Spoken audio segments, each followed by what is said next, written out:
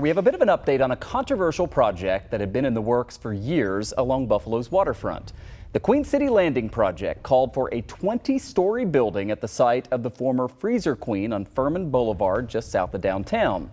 It had long faced opposition from some environmental groups and others before the developer decided to just scrap it all together just before the pandemic began.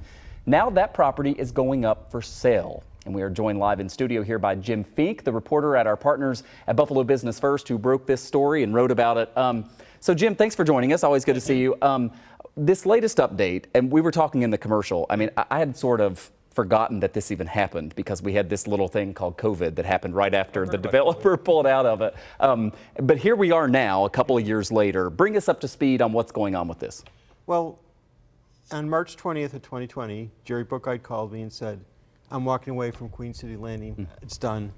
And the reason wasn't COVID. He had pre-ordered steel and all the parts. He had all the contractors, everything lined up.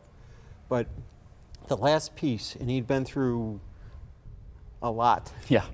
Over a 4-year period, was getting a payment in lieu of taxes approval from the Common Council.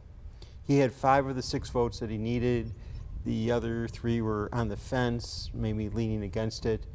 And with COVID, everything just went to the wayside, so he walked away. After spending $12 million just to get this project, he bought the land, he remediated it. Remember, this property, these 20 acres at the southern end of the Buffalo Harbor, just beyond where they're building the new amphitheater, was an old industrial site. Public had no access to it for hundreds of years, or 150 years. He bought it. He remediated it, made it shovel and development ready, and he was opening it up to the public for the first time in forever.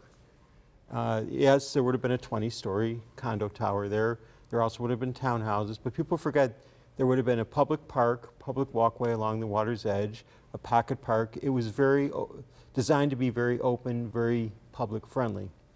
Again, opposition killed it, and again, classic case of Buffalo development-wise. We shoot ourselves in the foot and we wonder why our foot is bleeding. Yeah. Jim, I've got about a minute left, but I want to ask you, kind of picking up on that and then what happens next. So obviously he's done with this. He's going to put it up for sale. Is there any reason to think that something good is going to come out of this? It is up for sale right now for $12 million. You know, I don't know how much money you have in your pocket, but it's a much different piece of property today than it was even 2 years ago. The amphitheater is under construction, will be ready next year. Erie Canal Harbor's looking at the warehouse building as a development thing. So it's not a standalone at the southern end of Buffalo Harbor. It has some neighbors to it.